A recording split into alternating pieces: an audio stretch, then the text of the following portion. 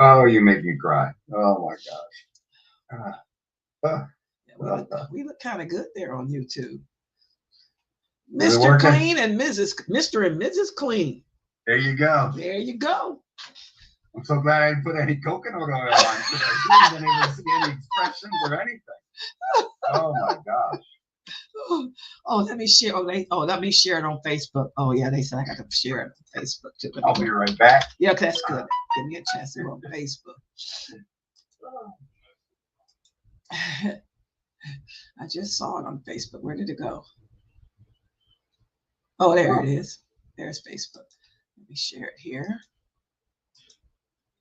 Share it here. Here's the group here. Where's Dr. Ibrahim Doramali? Dr. Ibrahim Doramali, I have sinusitis, acute sinusitis. Ayin, I need some of your black tea, Ayin. Ayin sent me some good Ceylon black tea before. If you're listening to me, Ayin, I need some of your saline black tea. Oh, there they are. Okay, everybody ready? Am I okay? Oh, wow. It looks nice on you. What did they do? This is how Zoom made this look, guys. Move your camera down. Oh, there you go. There. There, so we can see the chest of you. Yeah, like that. Yeah. There. There you go. There, he looks handsome there. Oh, here we go. How's this? Yeah, there you go. Perfect, perfect, perfect, perfect. All right. Inna alhamdulillah wa salat wa salam ala wa rasulullah. I want to welcome everybody to our weekly presentation of how to train your excuse me, how to train your brain to be in sync with the heart. Remember, whatever's in the heart is going to resonate through the limbs. The brain links to the heart, as our Prophet sallallahu alaihi wasallam taught us. And as Allah says in the Quran, good job, the brain and the heart connects together too. A lot of you ask questions about Dr. McBride all week and his teachings. Well, here he is to continue his teachings. Yes, he looks good there, doesn't he? He's available, sisters. There he is. There he is. He's available, sisters. So with no further ado, I'm going to turn it over to Dr. Abdul Rahman McBride. There you go. And Dr. Jamali. Assalamu alaikum. Assalamu alaikum, Imam. Okay. Today we will talk about, I think it's perfect timing for at least the sister and I, right? We always talk about brain. I've been talking for the last 6 months to a year about brain function and the different areas and the 5 subcortical units, areas of the frontal lobe.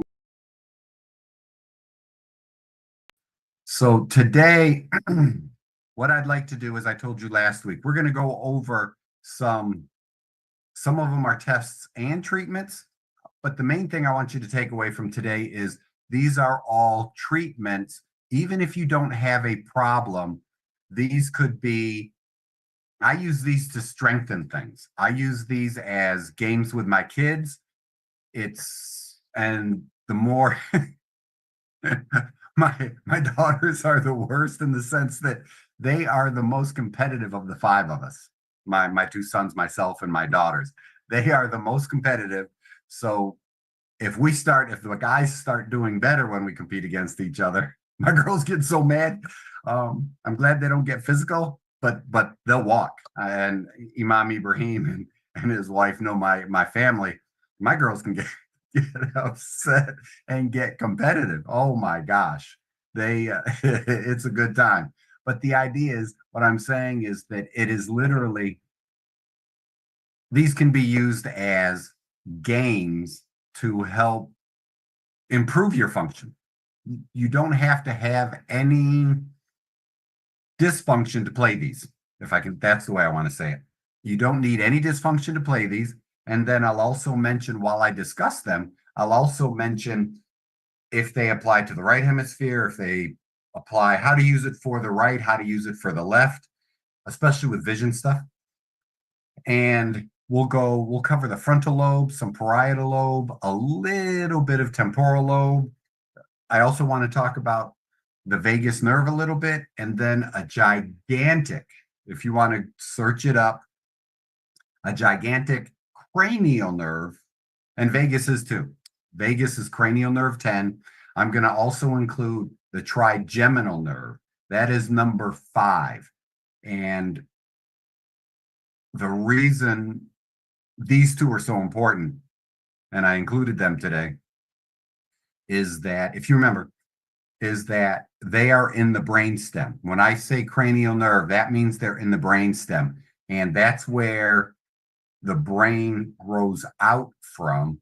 That's where a baby's, and when I test and find it in adults, and it shouldn't be there, but that's where all of the baby's reactions and muscular activity, everything, that's where the baby stuff is. That's where all those primitive reflexes are. That's where everything starts. That's the hard wiring for movement. Babies looking around, moving all the time, and they don't know what they're doing until they realize, holy cow, that is my hand. Wow, I can actually do something with it. Then everything goes in the mouth, right? Because what is it? The feet, the mouth, and the hands are so hardwired for sensitivity. So it's really important that brainstem area, and these are two big gigantic nerves in the brainstem, that area is functioning correctly. And these are two of the biggest nerves there. And it's really cool if you look it up. Cranial nerves 5, 7, 9, and 10 all run together, so they cross stimulate. Cranial nerve 5 is trigeminal. That is facial sensation. And it's also really important with V1, V2, and V3, the facial control. If you don't feel anything up here, you don't even know whether you're smiling or frowning, right? That's the self-awareness. Cranial nerve 7 is facial, and that is actually the muscular control of those areas, right? So 5 and 7, it's important that they feel each other, they interact with each other. 9, we move back, and 10, vagus nerve.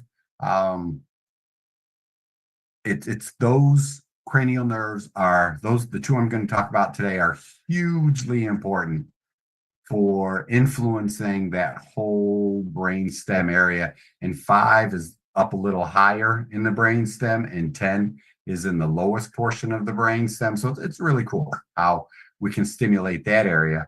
And then we're also going to be talking about, like I started with, frontal lobe, parietal lobe. We'll talk a little bit about the temporal lobe. We'll be using vision in this also, and then we'll add treatments for other areas also. So let's start with the frontal lobe. We've talked about the frontal lobe in terms of executive function, and I think in today's society, with all the worldwide craziness and poor behavior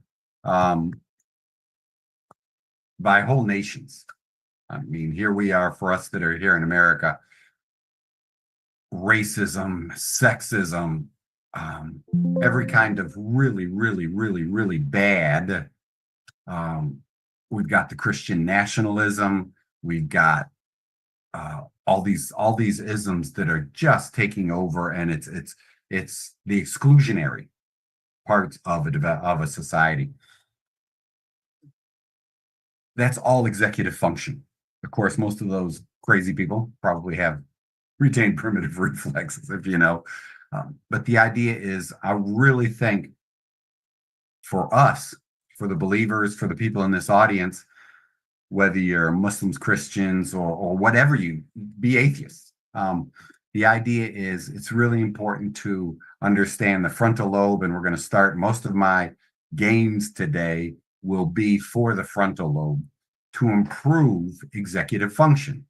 Remember, though, executive function is the last thing to develop, and everything, every sensation, everything that goes on in your head feeds into the areas that make the final decision, and then that final decision gets fed back to be done, whether you inhibit it or whether you initiate it, whether you inhibit the bad and initiate the good, or you do the crazy stuff that's taking place against our brothers and sisters in Gaza and, of course, the West Bank. Yeah, it's so we've got a whole bunch, and you can see it if you've been paying attention to this class. We've got a whole bunch of people that are not inhibiting. They are not doing anything. There's very little empathy in society for human beings. I usually talk about the big three religions here in America: Islam, Christianity, and Judaism. I apologize for anyone that's an atheist or a Hindu or anything else. I'm fine with that, right? That's your decision. But the big three, with reference to the Old Testament and New Testament, or the Christian combining the Old Testament and New Testament, the Jews who go with just the Old Testament and then all their interpretive books, what the Talmud stuff, and of course Muslims with the Quran. We all agree that we all come from the same one and then the same two, right? It's all Allah, and then it's all Adam and Eve, Adam being created, then Eve is created from Adam with the same soul, with the same understanding, with the same that knowledge, with the same level in the eyes of Allah, right? So we've got to remember that regardless of what you think or believe today, we all started in the same place. We are all humanity related to each other, although some of us have right now are clearly demonstrating our lack of humanity. But the idea is that even if it's just based on science, right? The migration out of Africa, we were all Africans first. So if you want to go with religion or science, we literally were related, whether we like it or not. And we really shouldn't lose our humanity and our empathy. And, we can't let the left brain just walk away from the right brain or the right hemisphere side. That it has to work together. And what I'd like to do today, like I said, most of these games, after that long monologue, most of these games are going to be related to strengthening your frontal lobe. So let's get started on the games. And what you'll do, I'll go through these games, and then what you can do is, and I'll try to slow it down. If I spoke too fast, what you're going to do is ask me questions at the end, remember the game, and then ask the question, okay? Because I really want you to get these, because these really are that easy. The first thing for a frontal lobe, the first thing for frontal lobes is go, no-go games, okay? That is training, as we just talked about, the initiation and inhibition. Go, initiation, no-go, inhibition. So these are what you might consider rule change games.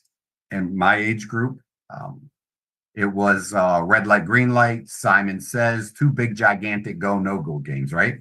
Red light, green light, yellow light, red light, and you could move and not move, and move and not move, and move and not move. Simon Says, you could only move when he said something, when he initiated it with Simon Says. You might be in a competitive and you've got to jump the farthest and you're getting into the game and you really want it. And you get excited and he says, Simon Says, do this. Then Simon Says, do that, do this. Oh, I didn't say Simon Says first, right? And you get caught up in the game. So it's about go, no go, initiation, inhibition, and rule change. So what you're going to do is one of my favorites, along with red light, green light. I don't move as fast as I used to. And Simon Says, one of my favorite go, no go games. And you can all literally make it yourself. It's called the Stroop test. Stroop. Stroop test. And Can you shut up, please, for fuck's sake? that was a lot.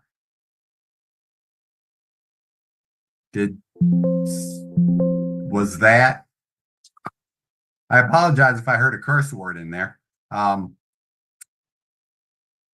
Somebody came in. We probably got it. Anyone probably got it. Okay. Yeah. That was interesting. So what we're going to do is with the Stroop test, what you can do is literally, you're going to take, I like 4 colors of red, green, blue, and orange. You can use whatever colors you want to.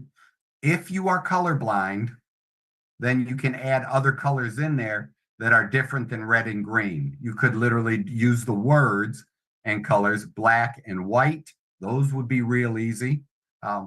And of course, white would be outlined with black lettering, if that's what you want to do. What you're going to do with the Stroop test is you are actually going to, I set mine up in rows, and it's going to, and you can do it however order you want to. But there's 4 rows of 4. And I just go left to right and up and down, however you want to do it. And you're going to, typically you'll do, for example, red with a red color, blue, the word blue with a blue color, green with the word green color, orange with the word with a orange color, and then change the order. But it's still, maybe in this case, now you've got green with a green color, blue with a blue, red with a red, and orange with the orange color. The next 2 rows are changed. So what you're going to do is literally, as you read through it, mix it up. Now what you're going to do is tell the person, read the word, or you do it. So you're looking at it and the words red, blue, green, orange, blue, green, red, orange, yellow, whatever, however it goes. You read the word. You train it in, because if you speak the language, then your brain automatically initiates, especially if we're competing and we're doing this for time, your brain will jump on the word first. So I'm looking at it and I say, read that to me. And you read the words, read the words, read the words. That's your base time when you're playing it as a family game, or you're training yourself. Set your phone next to you and go. Red, blue, green. Shut the fuck up, bitch. That is a lot. Is there any way to lock that one out at all? Let me see. Do you know which name it was, Dr. McBride? It was someone named Darren something or other at one point. Darren. Okay, thank you. We got it. We're banning him. He's leaving out before we can ban him. Don't worry. I'm on here too. Okay. He definitely likes that one phrase, doesn't he? I apologize. We have to ban him when he comes in. Don't worry. Okay. All moderators, keep your eyes on this room. Any name that comes in here that ain't normal, ban it. With that in mind, obviously there's no inhibition in this cat's part, right? That would be, he's got a weak dorsolateral prefrontal cortex. His orbital frontal cortex is off because he is not acting appropriately for this social context. There's more initiation and less inhibition, so he's got a very weak right hemisphere. I said, shut the fuck up, you idiot. Shid miser, Shidmisar. Shid miser. So what we're going to do with this is with the Stroop test, again, it's the word with the matching color. And then what you're going to do, as you read through the words, boom, boom, boom, you lock in on the words like I said a moment ago. Now we're going to go with read the color only. So that's the no-go or the inhibition part. Now, the first 2 rows, the color and the word match, right? Now the second two, so that sets up that false security. Now the second two, you're trying to go as fast as you can, and your brain likes to be continuous, or it likes that similar, it likes patterns, especially if you're left and you're competing. So what takes place there with that in mind is now the second ones, the color of the word doesn't match the word. So here you may have the word red in the color blue. So now your brain jumps right on the word because you're trying to go fast, but you got to inhibit that initial reaction and initiate dorsal lateral prefrontal cortex, right? That's a lot of executive function, your frontal polar area. And now that has to, you want to stop you want to inhibit, then you have to initiate, no, read the color, not the word. So you don't read the word red, you announce the color blue.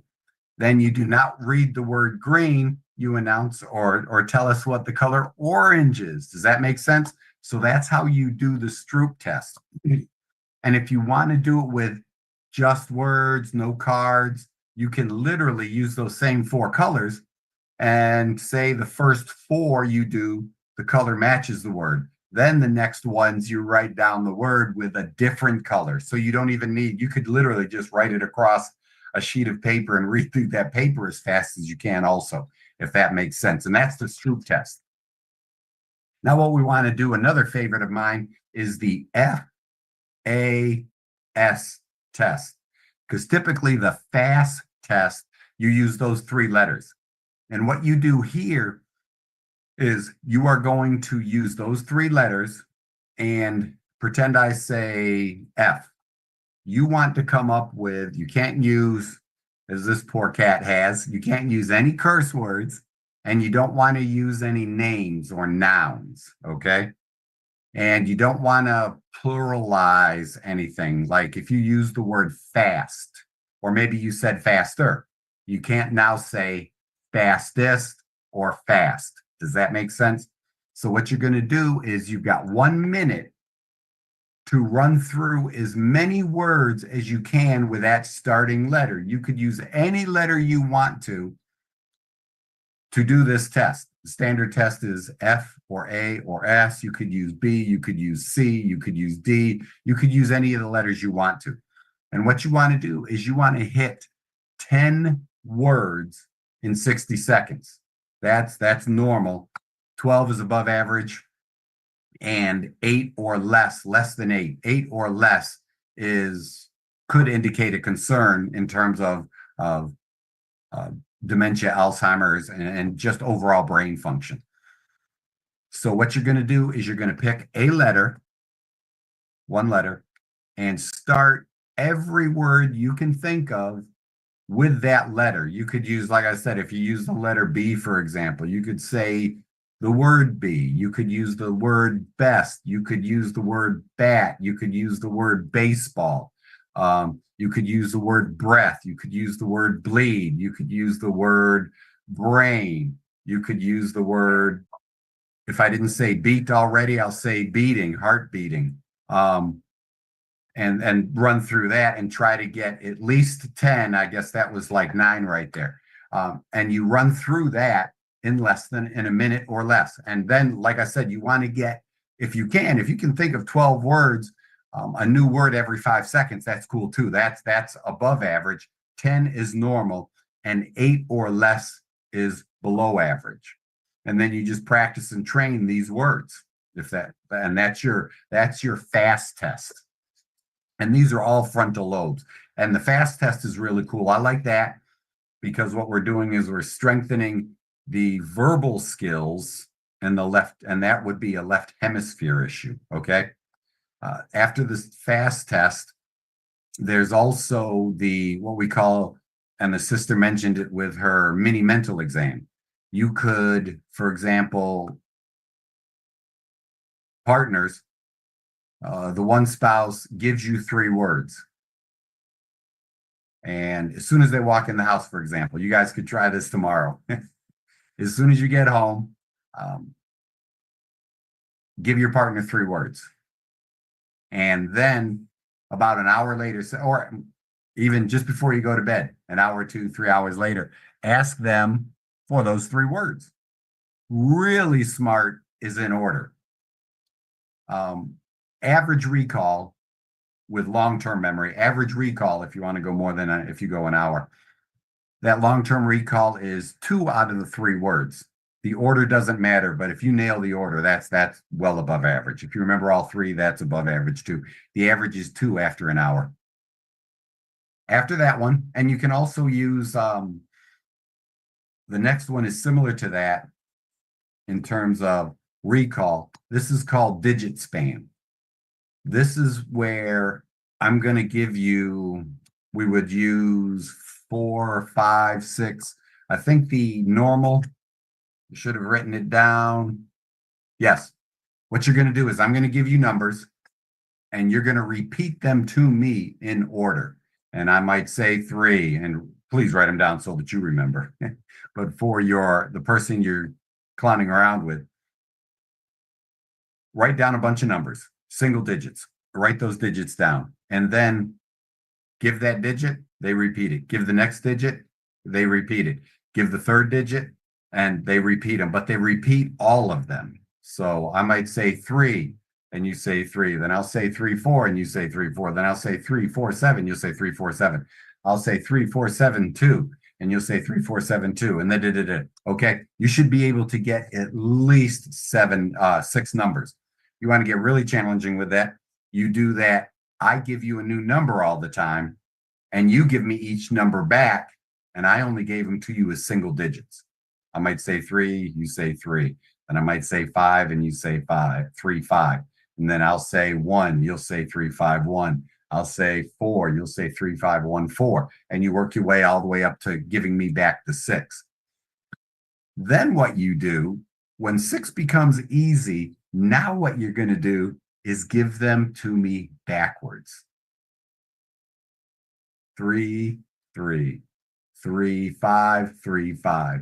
3, 5, 4, 3, 5. Oh, I'm sorry, and I'm giving it to you in order. 3, 5, 4, 5, 4, 3. 4, 5, 3. So that's the challenge. What you're going to do is digit span. I give you the number, and then you recite them back to me out of memory. Okay, so I'll give you the 1 number, you'll give it back to me. I'll give you a second number, you'll give them back both to me in order. I'll give you a third number, you'll give them back to me in order at 3. I'll give you a 4th number, you give them back to me in order at 4.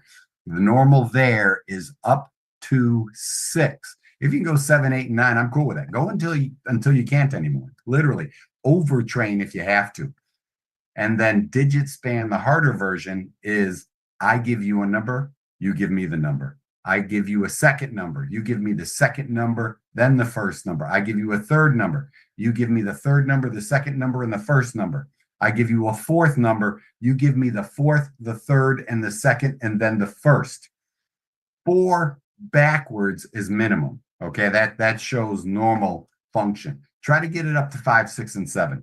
A lot of the people say, depending on age groups and all that stuff, we should really high functioning brains should be able to take it up to 7 in reverse, 6 in reverse, 6 and 7 in reverse. So that's the digit span. If you want to, it's also kind of fun. You throw letters in there once in a while. It's also kind of fun if you throw words in there once in a while. There's no standard for those, but it's just fun to provide a variety of different. And when we're doing math and letters and words, we're over here a lot. And that tends to be word selection up front, letters to understanding, word understanding, definition understanding, definitions back here, and putting it all together so that then we can say it, the meaning of words and phrases and subtleties and jokes and sarcasm, those are over here. Okay, so that's how the right and left work together. That's called the digit span test. Now, this is these alternating hand tests, frontal lobe, but not just verbal and memory skills. I really like alternating hand sequences. What you're going to do here is literally the easiest one. The easiest one is going to be one hand up, one hand down. And then You just alternate as fast as you can, and you can use a metronome. Boom, boom, boom, boom, boom, right? And that's the way you go. All right. That's just the alternating hands. And then it's one hand, one up, and then train that in, right? And then, whoops, excuse me, then switch and see what you can do there. Okay. Then we take that. After that, we go with one open and one closed. And there it's just this. Okay. And you try to keep it going at the same time. And after a while, you start to fall apart and you tend to go like this. Go as long as you can with that, train it in and time yourself and see. That's the competition of who can go longer. Then we have the real hard one is literally, whether you can see it or not, what you're going to do is, you can't really see the hands here, but say my right hand is going to be on the 1 beat. My left hand is going to be on the 2 beats. Okay. So it's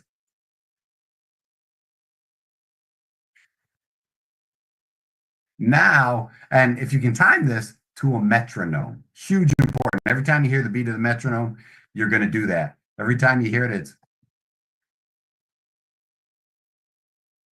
okay. Now, after you train that in, and that's your baseline, whichever one you started with, your change is now my left hand is the single beat and my right hand is the double beat. So it's, and you can see I'm really concentrating. All right. So that's the alternating hand sequence. The simplest one is one up, one down.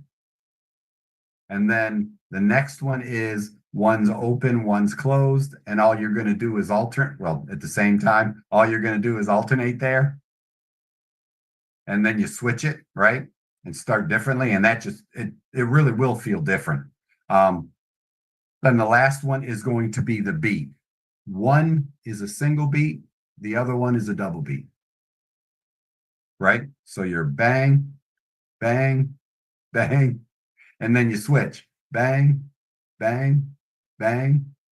All right. So that's what we're taking place with the alternating hand. And why I like the alternating hand stuff is that also brings in some big time, right? Motor units.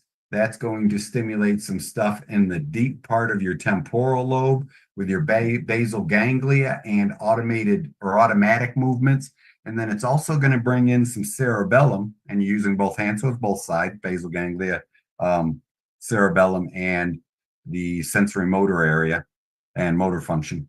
That's going to bring in and tie all those and train all of those together, and along with initiation and inhibition. So you're cross-training the right and left hemispheres. Hugely, hugely, hugely important. And those are great, great frontal lobe, inhibition, initiation, appropriate initiation games. And then you can see yourself getting better with that stuff, or you can see someone that can't do four numbers backwards, or 6 letters forward as you give them one letter and one number and one number and one number and one number, and they recite them back to you in order, or they recite them back to you in reverse order. Some of my favorite games. Then there's also, now what we can do real easy is bring in some vision tests. Really important. Now we're going to go with hemispheric stuff, literally stimulating, and we're going to use, in this case, I'll start with a parietal lobe. That's very important for sensation. That's very important for your, for example, your where is it vision. Your parietal lobe, believe it or not, your occipital lobe, most people know the back of your head is for vision. What most people don't know is then your parietal lobes help with the where is it in your vision. If you pick up a movement, you know to get to it because your parietal lobes go with where is it. And then as you go with where is it, your temporal lobes get over there, or once they get over there, your temporal lobes are trying to figure out what is it? Is it sharp? Is it dangerous? Is it safe? Is it soft? Do I catch it? Do I duck from it? All of those questions. What is it? Is your temporal lobes, and where is it is your parietal lobes. So believe it or not, those are also important to vision. So with this, with vision, a real cool parietal lobe test or training, excuse me, is pursuit. And what you can do, and it's literally like this, what you're going to do is you'll hold your hands. I like to hold my hands up. I'll put them out here just because, but it doesn't matter how close or how far. Typically, when I'm in the office and I'm testing someone, I'm anywhere from 10 to 18 inches, depending on what I'm doing, which is just shy of the arms, like where I am right now. So what we're going to do here is the parietal lobes pull the eyes to that side. Does that make sense? The parietal lobe pulls the eyes, so it's parietal and pulling to the same side. Very important. So I'm going to do this. Everyone can see. Now, what I do is I'm going to try to keep my head steady, but what I'm going to do is I'll show you with just the fingers first. My thumb is going to move from the middle to the right. So what I'm trying to do is stimulate my right parietal lobe with this movement. So now this thumb stays for a reason, and I'm going to do my parietal lobe, and here it is. My eyes are moving to the right with my thumb, right? That's parietal lobe stimulation. Now what I'm going to do is take my eyes, and I'll show you, make it for all of us here. Now what I'm going to do is don't move this thumb, jump my eyes back to the thumb. So now I go from way over here to my eyes jumping back to here. That is a frontal lobe stimulation from the same side. Remember the words parietal lobe pulls the eyes, frontal lobe pushes the eyes to the other side. So what I do is I'm literally stimulating this whole right hemisphere. So if you're a person that doesn't get the joke, if you're the person that feels like they don't have enough empathy and understanding for others, if you're the person that OCD, very, very strong left hemisphere. A lot of OCD is extreme. A lot of engineers, surgeons tend to be, they may be very caring, loving people. Hopefully that's why they got into it as doctors, right? Some of the best surgeons are literally very, very strong left. They know exactly fine detailed movements. Oh my God, that's the surgeon. You want somebody that's good with fine detailed movements, right? So that would be a strong left brain. Well, if we want to improve the right hemisphere, then what we would do is literally we parietal lobe that stuff on the right, wouldn't we? Again, we pull, and then the eyes jump back. And then you bring the thumb in. Then we pull all the way out. That's as far as I can see. Now my eyes jump back. So what we've got is, this is called pursuits, visual pursuits. And then when the eyes actually jump back, that's called a saccade, S-A-C-C-A-D-E. Easy stuff. You can do this at your desk, and you can literally train both hemispheres that way.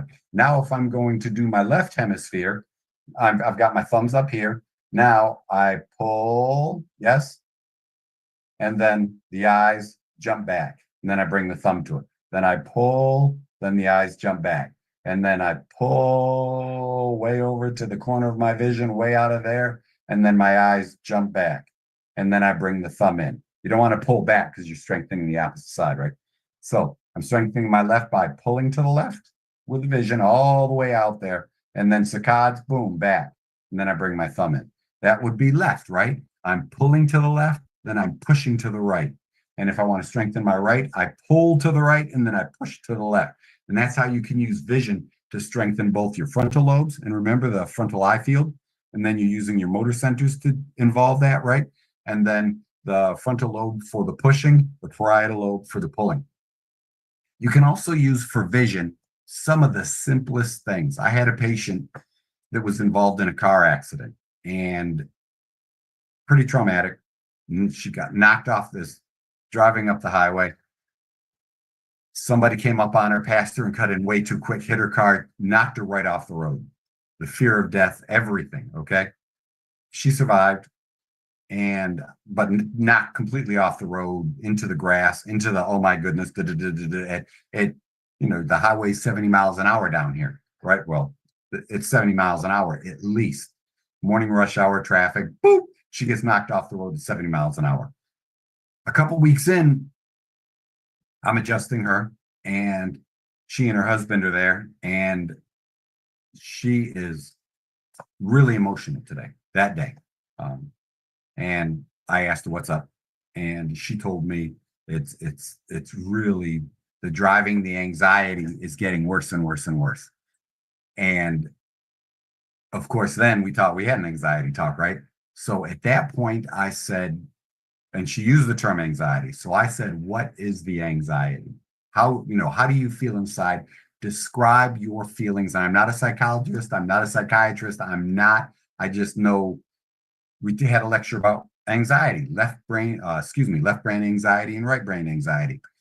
And it was all emotional. It was she kept saying, oh my goodness, it doesn't even make sense. It's just this fear, this every time a car starts to pass me, I panic.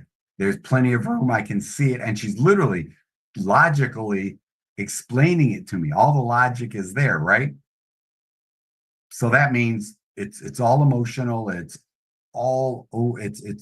self. It's way too much emotion, not enough logic. Because she keeps saying, I know it's I've never had an accident before, and it's the chance that it's going to happen again, and it's just not, and it's this, and it's just. So I said, all right, listen, try. All I said was try this, and she went ahead with vision, because we want to. What were we talking about? We want to stimulate the logic side. We want to make her logic stronger while she's driving.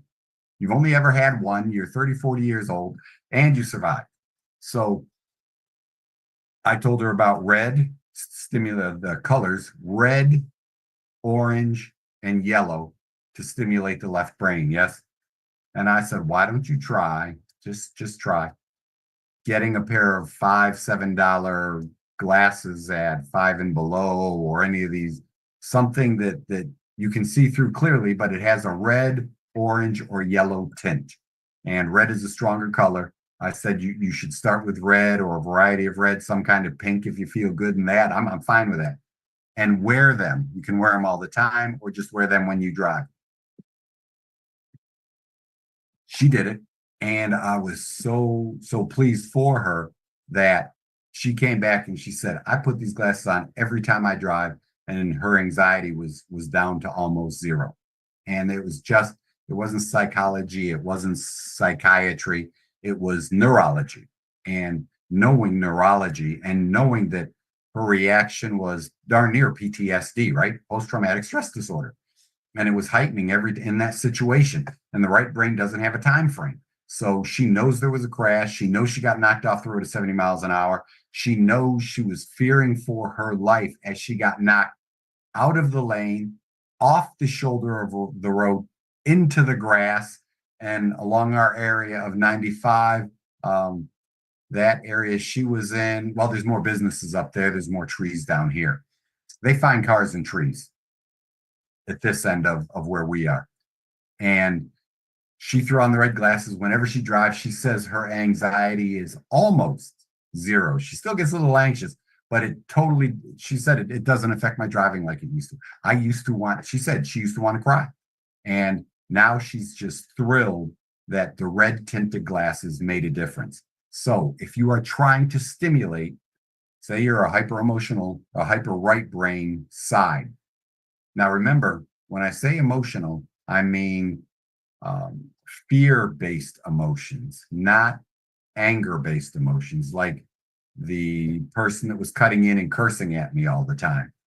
That's more of an anger thing, and that's too much left and not enough right to inhibit the inappropriate behavior. And of course, then I'll make jokes about it for the next several weeks, probably. But the idea is that that tends to be anger based, but sometimes it could be, fear. Fear can be expressed as anger.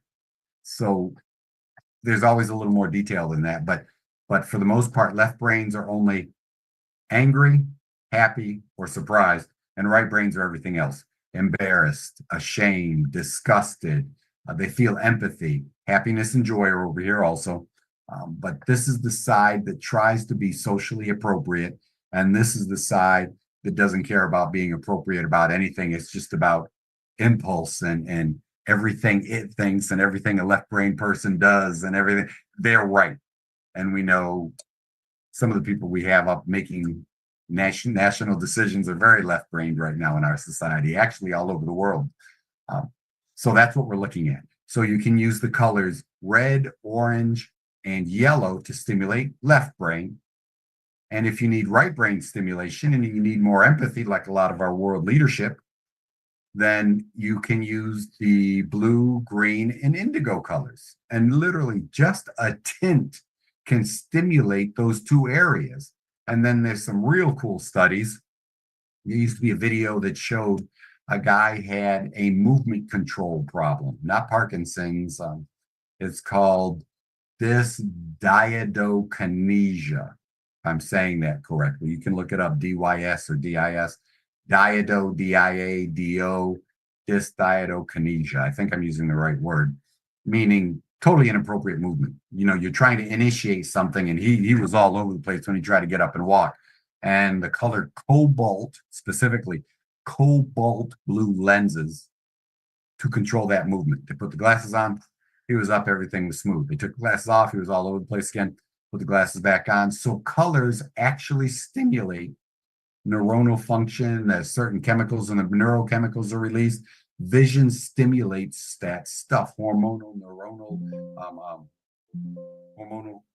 release, neural control. Vision stimulates, and colors stimulate vision, or can do that also. So it's red, orange, yellow, blue, green, indigo. Next would be the vagus nerve. Hugely important.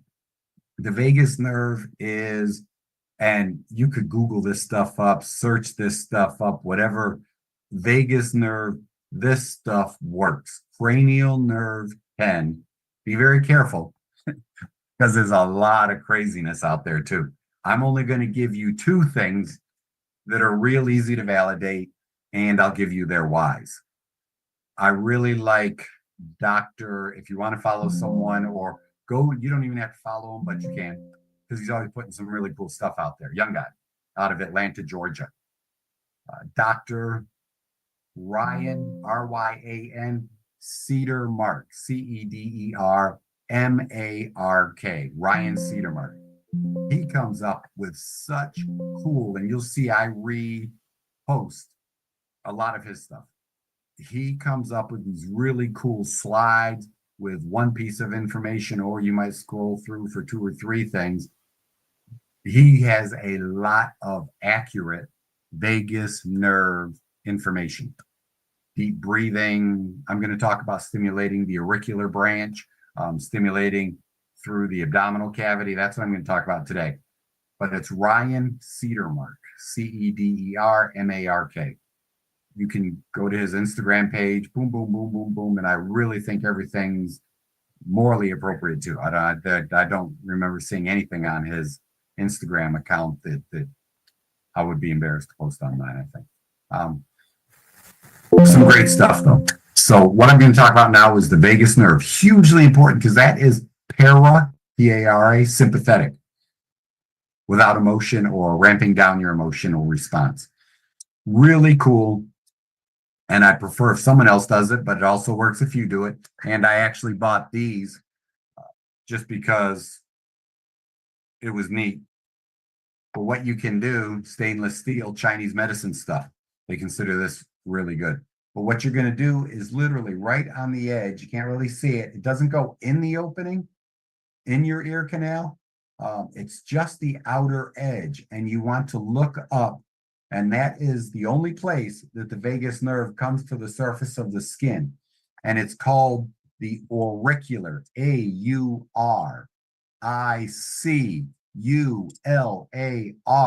auricular branch of the vagus nerve. And that's important because you are now directly stimulating the vagus nerve from outside in. That's why some people lay Q-tip for hours. They can rub that area. You can do it yourself, but I don't think this is as this doesn't give me the same stimulation or the same stim that using, say, a Q-tip. It doesn't go in the opening, right on the edge, literally right on the edge of the opening there. And that's the auricular, AUR, auricular branch of the vagus nerve. And you can stim that, and you can stim both sides, and that will stimulate the vagus nerve. And that is the ramp you down nerve. That is also hugely important. The vagus nerve, deep breathing. And you can use 4 seconds in, 7 seconds out. You can use something, all these different things you'll see out there that box breathing, and you breathe in all the way and then you breathe out, and all these timing things and different things. The big thing is, think about what the vagus nerve is doing. It's important to your heart rate. It's important to respiration, hugely important to your abdominal cavity. One of the biggest stimulations, and that's why comfort eating really relaxes people. Swallowing, digestion, that stimulates the vagus nerve. So there's two different types of people in terms of emotion when it comes to eating. One eats like crazy. They're trying to subconsciously, you're literally trying to stimulate the vagus nerve by eating. And you found, coincidentally, most people aren't aware of it, that they are eating, it calms them down when they get emotional. I swing the other way. When I get emotional, I don't like to eat, because what happens? It's parasympathetic vagus nerve or sympathetic not vagus nerve. So if my emotions are high, I don't find it easy to stimulate my vagus nerve to work digestion. Does that make sense? So I'm feeling emotional, so I don't want to eat. It's just the way I'm wired. Other people, they literally, okay, comfort food. The minute they start getting upset, they eat because their digestive system turns the vagus nerve on. So there you go. You go from being real angry, real emotional. Then when you eat something and you're drinking something, and that chewing, and then the swallowing, and then the stomach's coming on, and all your intestines are coming on. It's literally like dogs. You feed a dog, you better get that dog outside within an hour to two after eating, right? Because that's part of digestion, not just the saliva starting, like being my age, and a lot of you, we remember when people used to cook everything. There were no microwaves. You could smell dinner was getting ready, right? You knew that stuff was coming. And that starts the salivation, that turns your digestive system on. And you couldn't wait to eat, right? It was all primed and ready to go. Now we get home, we throw it in the microwave, we throw it on the table. We don't prime anything. Now we're not 100% engaged. Some of us may not even be salivating yet. So the idea is the vagus nerve is all about digestion. So literally, comfort eating may calm those people down. And other people, when they get emotional, they start losing weight under stress, right? Some people gain weight during stress. Some people lose weight during stress. And that's the reason. Digestion is almost, but not completely. Digestion, the vagus nerve has a huge control over digestion. So what you have here is comfort eating can turn the vagus nerve on, or the emotions can turn the vagus nerve off and you don't feel like eating. That's how that would work. So then think about what I'm about to say, the deep breathing, that diaphragm, every deep breath pushes down on your digestive organs, every breath out releases. So you're literally breathing in a massage, right? You're breathing in. Then think about what I'm going to say now, massaging the abdominal cavity. And this is a case where a single me can literally massage the abdominal cavity. You could do this for your spouse. You can do this for your kids. We did it to a patient. Really funny story. Great person. What we did was, it literally, she couldn't go to the bathroom for, she hadn't pooped for 3 days, 3 actual days. And I use a lot of red light and infrared in my office, cold laser. It's actually cold laser. There's some cool devices on the internet that you can order. Be very careful. Some of them really do work though, because I bought some of them also. But the idea is that I use an actual really expensive device that's actually considered class 3 cold laser, if you like looking that stuff up. And what we did was we did cold laser over the abdominal cavity for approximately 5 to 10 minutes. And then soft tissue, very gentle massage, just enough. Nothing should hurt. All you're doing is applying that little pressure, that little rub throughout the abdominal cavity, because your intestines are huge in here, aren't they? They are like your intestines are all over the place. What is it, like 3 miles, I think is the number. So literally every little push sends a message into the vagus nerve, right? And that tells your brain, wow, there's something going on in my abdominal cavity. My vagus nerve is getting stimulated. That ramped her down. She's a very emotional individual. That ramped literally the 5 minutes of lasering and the couple of minutes of abdominal massage, and she's on the table, and there's no way this is going to work. But so much had worked before, so she gave it a try. Literally within 10 minutes of coming in and lying on the table, we finish, and immediately she is laying there and says, yeah, this is just, there's no way. And as soon as she said that, I knew what was up. There's no way. No.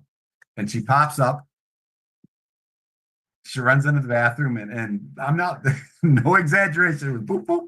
And she ran into the bathroom, and for her, that was all it took. And it literally, she pottied and then came back out, and just, there's no way that works. But again, that's neurology. It's knowing that the vagus nerve controls this area, and you literally, it's like you start massaging this stuff, and it stimulates the vagus nerve, and that can ramp up your non-emotional side. Does that make sense? That's a lot of explanation, but that was I'll never forget that story. Hopefully that was funny, because it was that was immediate. Other patients I've had to take, it'll take longer. It takes longer, but it really is a great influence. And for example, constipation. It's also, even if you're not constipated, okay, it's not just that. You can also, to ramp yourself down emotionally, stimulate the auricular branch, stimulate this gigantic, literally, you've got a lot of intestines here. So stimulate that area with soft tissue, just gentle rubbing. Press, just try to relax enough and press, and just not to cause pain, but just to send a sensation where the intestines are like, holy smoke, something's happening.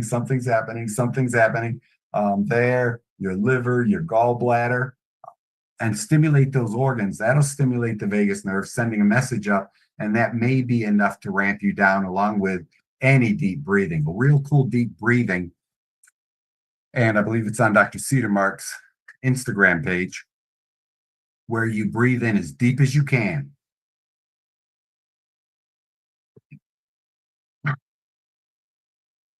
And I rush that. But what you're going to do is fill your lungs up as deep as you can. Then you saw that second, and you just try to get that last one in, and then you breathe out.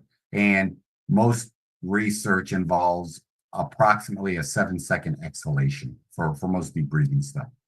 So you breathe in as deep as you can. When you really think you're full, that last one, and then breathe out. And they recommend breathing out through your mouth.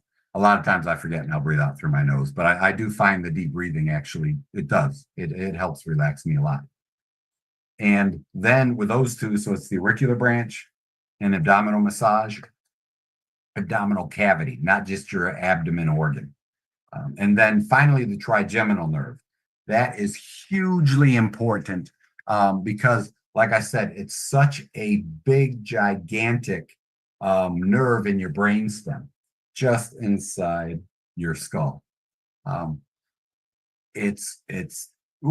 That trigeminal nerve is everything, and it can be as simple as, and if there's any young parents out there and you've got newborns, you have newborns, then this is a really cool way to calm down babies, because they are all learning, all feeling, all awareness. It's just awesome, right? But what you'll do, what you'll do is massage the face very gently all over, stimulating the facial nerve. And again, spouses do that for each other. Somebody has a hard day at the office. This stuff is no joke. It really is. I see all these commercials and these advertisements for barbers, and they do a little of the massage, then they sprinkle warm water, they steam the face, warm towels. You are stimulating the trigeminal nerve and all that facial area, super, super sensitive. Because remember, your face is what we look at to make sure that we're reading people correctly. Your facial, that facial area is huge between cranial nerve 5 and cranial nerve 7.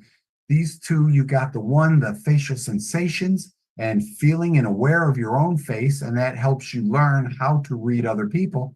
And then the cranial nerve 7, the facial nerve itself, 5 is trigeminal, 7 is facial. That's the movement stuff, the smile, the frowns, the actually moving and stimulating 7. Like I said, 5, 7, 9, 10, and some say cranial nerve 11 also. 5, 7, 9, and 10. Then imagine chewing, eating stimulates, that's number 7, right? Facial movement. Chewing and eating, that's going to stimulate 5. It's also going to stimulate 9 and 10. 10 is vagus, right? It's important. So literally massaging, just nice, gently. You could use, we also do a lot of teeny tiny, small, not the thin kind, more of the small squared off paint brushes. But when I'm trying to stimulate like the palmar grasp reflex, I could use my finger like this, or I use a pen, the end of I also use the end of a reflex hammer. You can use your finger. You can also, when I'm trying to get rid of, the palmar grasp reflex is you put something in a baby's hand and boom, they close right on it, don't they? It's this. That's a good palmar grasp reflex. That should be there, right? Now, what we do is in an adult, that shouldn't be there anymore. All right. It's a brainstem thing. The brainstem is there. You're hardwired, and then the rest of your brain grows over it, and it becomes it's bottom up growth, front, back, side to side, and then it's top down control. So that palmar grasp reflex should be gone. To get rid of it on someone that's more than a year to 2 years old, to get rid of it, I use a light paintbrush. Or if they're older kids, believe it or not, any elementary, middle school, even high school kids, the idea is you have them play with a tennis ball, and that stimulation will help get rid of the palmar grasp reflex. If they've got they can't hold pencils, pens, they can't write, horrible writing, and you can see it. It's a grip thing. That may be a palmar grasp. And that's, again, I would use a light paintbrush. And the reason I bring that up is that's what you can very gently massage your face or your partner's face. Imagine your husband or your wife tells you they had a horrible day. And it's like, baby, I'm going to go get the paintbrush. And it works. I'm telling you, it works. Stimulate the auricular nerve, the auricular branch, paint the face, gently paintbrush the face. No jokes. Don't trick each other, because then you don't relax and you're never comfortable. No, paintbrush the face. You might be able to actually reach the auricular branch, I think. And those two, stimulating 5, helps relax everything, because that's going to cross stimulate 7, 9, and 10. And then this will stimulate 10, which will then cross stimulate 9, 7, and 5, right? And that's a whole lot of calm. That is a whole lot of calm. And that would be literally the trigeminal nerve. Are there any questions from our social context, culturally appropriate audience? Would you like me to repeat any of the tests?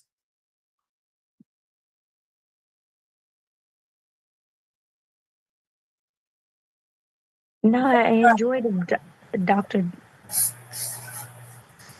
Go ahead, Anissa. I'm sorry. No, I was gonna say I enjoyed it too. I could do the hand test. That was easy. That one up, one down, and two. I could do that real good. You My got mother that short was- mind, sister. Listen, my 99-year-old mother was listening. You know what she said? Huh. Bull. She said what? Years old. She said bull. In other words, she wasn't paying attention. She wasn't catching on, and it was a whole lot for her to take in. She was saying bull. It gets I challenging. know he's a real doctor. He knows what he's talking about. This isn't fake stuff. Yeah, this is a good time. Right. Oh gosh. Go ahead, Layla. Oh, okay. I have a problem when I'm reading. Yes. Sometimes I skip over a letter, Mm. and I'm trying to get better in like zooming in, but sometimes when I zoom in, I stay in that one area and I won't be able to say the whole word. Does that sound? I mean, because I'm working on Arabic, Yes. so like I know the letter, so I stay there on that letter, and then he's like, he wants me to. He's kind of ushering me to go to the next letter, and then sometimes I go too fast. Sometimes I'll go to the next letter and I skip over that one, and I won't get the word correct, or it's. No. I'm trying to. I don't know. I don't know the balance or a trick to kind of zoom my eyes in, or what. Yeah, let me jump in because Okay. if it's the I'm going to go with the fact that pretend it's all English or Arabic. It's letter to letter. It's straight. It's the letters, and you know where the cuts are, and you know everything. Like I recognize the English stuff. So what happens with vision and reading? It could be a quick test you can do with yourself, or have your husband or children do with you.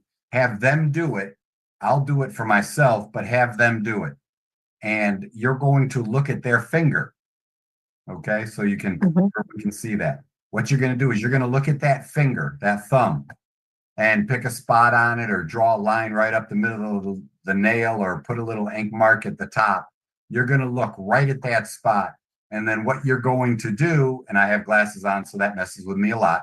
But what you're going to do is literally slowly but surely, and in your case, you want to see one thumb the whole time.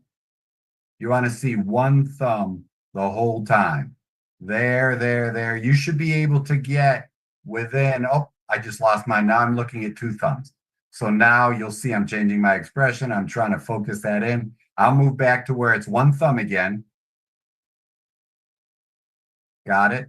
Now I train it in, and there I lost it again. Now it's two thumbs.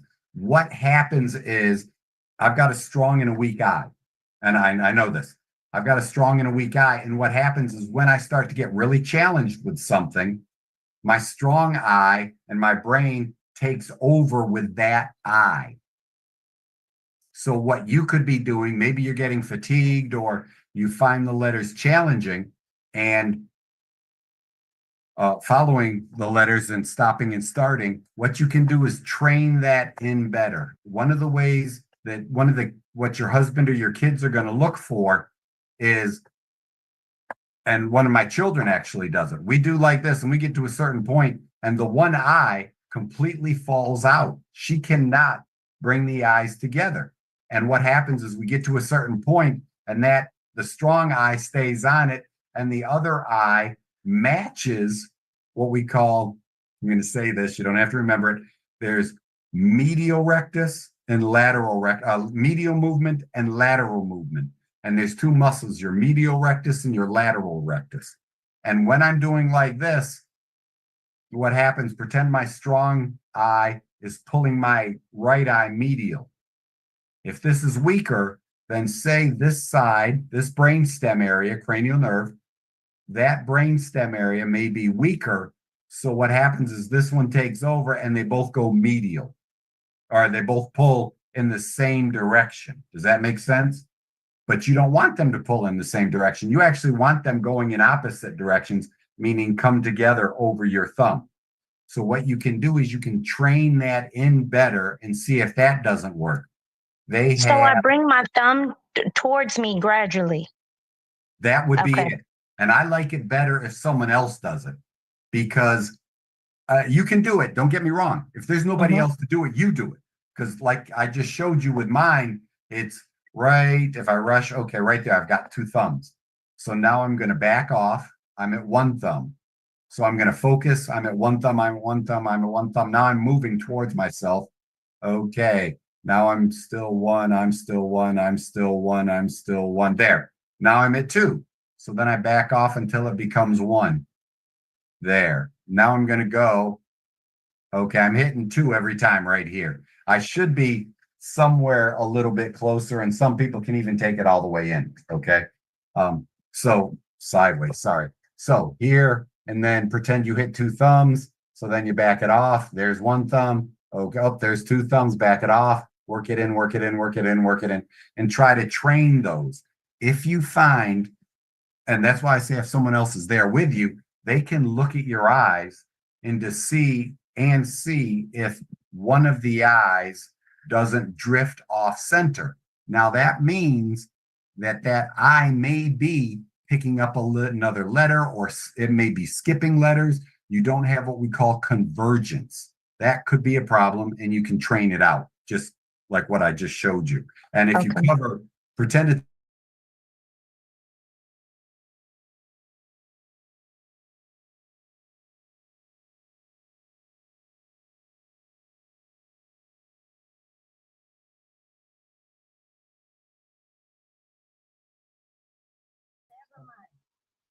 So my husband or my daughter see which one is waving away from the thumb. If it's that obvious, and like I said, with my daughter, you never know. One of my daughters, you never know. But when I do that, it's still there a little bit, and I work with her, and like a lot of people, we don't always do everything we should. But literally, that could be it, because a lot of reading problems, and you may have, and the mistake is, what we do is then we'll test our kids and see they have 20/20 vision. And they then at that point they just skip right over it, don't they? And oh, it's great vision, it can't be the eyes. Now let's see if the eyes are working together, and let's see if the eyes go from, pretend it's a teaching scenario, I'm doing my notes, then I look up at the teacher, then I come back down. Now I've got to refocus, and I'm having a eye focus problem, right, with this thumb thing. So this is the distance, I'm cool with it. Then when I come closer and I'm looking at my paper, now I'm having that convergence issue. Now I have a reading problem, even though I look up and I'm 20/20. Okay. So I see. It has to, like, it's basically saying you're getting your eyes back focused. And working you're getting them back focused, basically. And literally I use it. Zooming in. It could be not just your eyes, but it could be a brain stem. Like I said, I've run through some. I have dyslexia. I know. I can tell. I probably have something to do with my dyslexia. I thought I worked through that, but it flares up. Isn't it weird? I just found out, but it flares up. Some days I can't even identify number. I'm like, wait a minute. I know this number. Or I know this word. I can. You're gonna check with your medical doctor first. Okay. I'm not your doctor. That's my precursor. This is only for educational purposes only. Right. I got it. Okay, everyone. Everything I say is for educational purposes only. What you have here, dyslexia, is almost always a weaker hemisphere on the left. That's where your verbal and your fine motor skills, and it's really pretty cool with verbal and reading, and dyslexia is usually an indicator of a weak left hemisphere over here, weak left. So what you want to do is stimulate left hemisphere activities. You want red, yellow, green, red, yellow, green. I'm sorry, red, orange, and yellow to stimulate the left hemisphere, right? You want red, yellow, or orange. Red, orange, or yellow is the way I prefer it, but if you like yellow, use yellow. Try using those glasses, colored lenses, when your dyslexia kicks up. Okay. I'm not lying. Try. No, I know, you're right. It helped. I'm serious. No, yeah, absolutely. We used to have bookmarks, you Mhm. know, the teachers used to put bookmarks. So whenever we would read, I remember a red bookmark, you know, those like, it was like Oh, clear no, through. yeah. Yeah, you can put over the words like that. And I don't know what it was, but it helped. I don't know. That is, you could picture then, that's a great idea because there is a whole, oh God, there's a whole color technique. I know a couple doctors that use it in their offices. I can't remember the name of it. I think it starts with an L, where they use color sheets and they'll find the exact color. That The sheets. Yeah. Yeah, So- but it used to be like a little bookmark. Yeah. So they didn't want it to be on the sheet because our eyes will go all over the place. But it was just like this one strip, and it was like a clear. It's like see through, but it's red. That's sheet. what I'm talking about. And you just lay the whole thing over your book. Oh, really? Yes. Lay it like pretend I'm looking. Well, I am looking down, but pretend I'm looking at this paper, and I'm having a hard time. You lay your red, orange, or yellow sheet over it and see if that doesn't make everything easier for you to read because we're trying to stimulate your left hemisphere. Does that make sense? Where can I get those red sheets at? Like, oh man, you can get any see-through red, orange, or yellow based. You know, if you were going to do like a kid's display, maybe a home. I'm not good at that stuff. What do they call it? Home and garden shopping, or Oh, okay. You know, where you can go. Michael's. I know what I can go to Michael's probably. Yeah. Oh, okay. Michael. Yeah, we have one of those in the plaza I'm in. There's also something right there with Michael's. It's called something else right there by our Michael's. There's Michael's over here, and there's this one right here. Yeah, but it's for the crafting. Is the one of the words I'm looking for crafting. Joann's. That's another one. Yes. See if you can't buy some inexpensive, really see-through sheet and see if one of those three colors doesn't help you. So red, yellow, and orange. Either one. Okay. Yes. Thank you so much. Just in case, for educational purposes. Yes.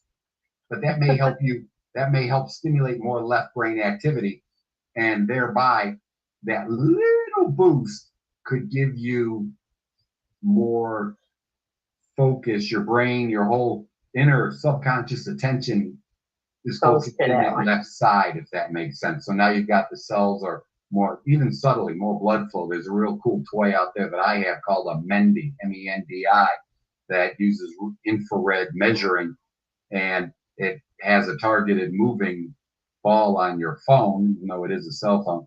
And what it does is you watch the ball, you focus on the ball, and it's got colors on it and all this stuff. And that increases the blood flow to the frontal lobe, and it measures it up and down. Like those pulse ox devices, they figured out how to do it up here. I'm thinking the same thing could work here if you throw red down and your brain knows you're trying to read. So it should be, theoretically, it should be able to stimulate more blood flow and oxygenation to the areas and nutrition to the areas that you're demanding of. So maybe that'll help. Okay. But I will say that the vitamin Gymnema. Yes, I see a huge difference. No way. I promise. What I feel difference? so much better, but I haven't lost any weight. I'm cool with that. I feel so good. Because imagine think about how, if you are, I'm so glad you said that, because that is such a cool plant that you literally can, if your cells are becoming more insulin sensitive, that means they're more appropriately pulling in the blood sugar to the cells for storage or usage or whatever is taking place. So your sugar regulation is the word. The sugar regulation is more under control. That's awesome. I think that's just so cool. Alhamdulillah. I'm so grateful that you suggested that, and it worked beautifully. Alhamdulillah. Thank you. Yes, ma'am. Assalamu alaikum. Wa alaikum salam wa rahmatullah. I'd like I to, just I'd like to ask, did that happen in any form of eye of the eye? Recently I saw a doctor, a specialist, but he was a specialist Yeah, for the eyes, yes. and he told me that because he really seemed fascinated by my eye, especially my eye, because he asked me, was my eyes always like this? And I said, no, because I don't remember them being like that as a child. Like But what? you see mine? Can you? No, I only see mine. I got it. It's weird talking to myself all the time. Let me see if I can get this video. Oh, come on, video. Well, the idea is It's off. yeah, we actually, I usually when it's being done. I It's not prefer, me. yeah, and I hate to say it, sister, but if we could, I prefer no videos because Okay. if we make the habit of once or twice, like that one cat earlier cursing, Yeah, because we let his because audio. the thing is, one eye is totally looks normal, Mhm, and mhm. the other eye is Looks not like- there. Maybe I can help her a little bit. I had an off-cast eye just like hers. Either one of my eyes would go to the left. Instead of looking straight ahead, Mhm, one mhm. eye could float away. The other one could do the same. Yes. When I was 14 years old, I had surgery with two muscles being pulled in the inner corner of both eyes. Yes. And I was able to hold my eyes straight. Mhm. I'm still holding them straight. And it was a muscle weakness. If I had waited one more year, he said, he wouldn't have been able to do the operation. Okay. So it's called an off-cast eye. Yes. Not cross-eyed, but off-cast. Yeah, that's what one she of them had. drifts out. Yeah, one of them Yeah. drifts out. Hers actually stays out because she's Gotcha. an older woman, and it got permanently, it stayed that way because of the muscles. Yeah, it again, and when I think about it, especially with children or younger people, what we got is if it's a brainstem thing, the right side is controlling the right eye, the left side is going to be controlling the left side, except for I think cranial nerve 4, the trochlea. Anyway, the idea is that that's why I'm saying I'll check with that kind of stuff. I also check the brainstem to see if both sides are running equally. If I could give you the example like I did before of the gentleman that came in after brain trauma, and he literally had a rooting reflex or a baby breastfeeding reflex on this one side and not on the other. So I knew, along with the brain trauma, his right brainstem was starting to overcompensate, or he was regressing, and the right brainstem was actually coming out more. So we had to light that up. We had to do some primitive reflex exercises to get rid of it. The same thing with eye movement, and that whether you can converge and diverge, it could be a cranial nerve issue if it's not surgical, like yours was corrected surgically. But sometimes we can correct it with brainstem stuff. The sister Layla wanted to ask me a question again. That's amazing to me. It really is. That eyeball stuff. So far has been able to figure it out, but he said he could. He said he could fix it.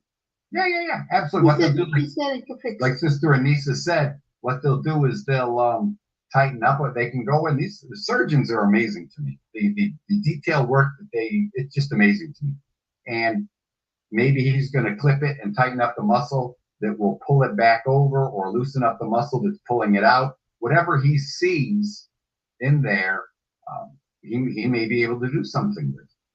And again, like I said, there's no surgical orientation for me at all. I've got to work on the neurological part. Yes, that's something, because it made me think about when you brought that up too, because as an infant, there were some neurological issues. They said as a baby, even as a baby. I can believe it. Absolutely. Most of us have our issues, don't we? Yeah. Because mine didn't actually go off until I was about 6. Oh wow. And they put glasses on me because I couldn't see nearsighted. When they put those glasses on me, big old frames back in the day, I would peep out of the side. I wouldn't look through the lens because I didn't want glasses. I'd peep out of the side. So that was one reason why that muscle got weak. Yeah. And then my grandmother had to actually click her fingers in front of my eyes to help me to straighten them out. Because I was just a kid. I was relaxed. I didn't care which way that I went. Yeah, absolutely right. And I got pictures of me, even at the age of 9 and 10, with my eye like hers, off cast. And I had that surgery at 14, and he wasn't sure it was going to work, but it did. Yeah. Well, that's what he wants me to do too.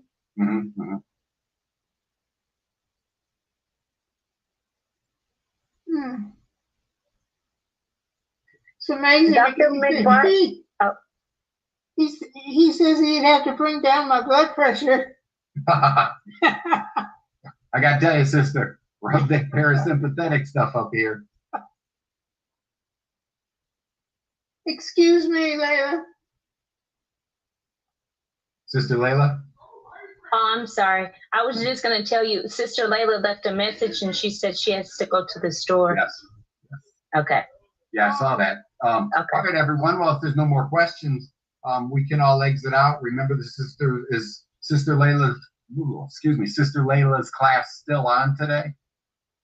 Yes, inshallah. Okay, inshallah, then everyone plan on that, and we will get together again here next Thursday, inshallah. And if you have any questions from today, again, you can ask them next week too. You can try the games, try everything I said, look at her videos to see if you can pick up some things that you may have forgotten about the instructions I gave you. And we can review at the beginning or the end everything I went over today, because we covered the frontal lobe, the parietal lobes. We talked about the trigeminal nerve. We talked about the vagus nerve. These things are all super, super important, and I have no problems revisiting them again to make sure we get this stuff that you can do at home all day, every day. You should leave us with 3 words and see if we remember them next Thursday. You gotta promise not to write them down. See, but this is how I learn, is when I write something down. No, you can't. That's how I remember it. This is straight. I It's can not picture learning. It's memory testing. Yeah. You ready for my 3 words? Yeah. I'm not gonna do it. I'm literally. I'm gonna do it. Because if I'm I going- can visualize it, I can do it. I'm gonna circle 3 words randomly off of my paper today. Okay. And you are going to, there's 1 word up there. I'm going to move down to the middle of the page and I'm circling that one. I'm going to go down to the bottom of the page. Oh, those words will be easy to remember. Okay. I'm going to circle this one. Now, no one write these down. Don't cheat. This is Okay, I promise I won't. Yeah. Bismillah. You know, a lot is watching us. No, I'm not gonna do it. So seriously, ready? Oh gosh. Are you ready? Yes. And if you remember 2 of the 3 words, that's normal. If you remember all 3, that's above normal. Yeah. Remember all 3 in order, you're killing it. Now, share these words with someone that lives in your house and see if you remember them tomorrow morning too. Because the test is actually like an hour later. But this is it. These are important. Sister Layla, I'm calling you out next week. Okay. But wait, let me ask you something. Yeah. What if I can write them down and then I'll tear up the piece of paper? I promise I will. It's just I have to visualize something. That's how it sticks with me. I'm cool with visualizing it, but you know what? Your way is actually scientifically validated, and I like it. I'm not even criticizing it. Writing things down rather than typing actually stimulates more motor centers and more integration for the memory centers in the hippocampus and mainly the hippocampus, how they all tie into the hippocampus together. Does that make sense? Yes. So writing, when I take my classes, I literally handwrite my notes, and then I review my notes, and I write fine detail stuff, and then I rewrite into a notebook what I consider the most important, if that makes sense. So I appreciate your writing and learning. I love, I'm old school. I write and I learn and I learn and I write. So you do what you have to do, but I don't want you writing them down every day. No. All right. I won't. My first word, games.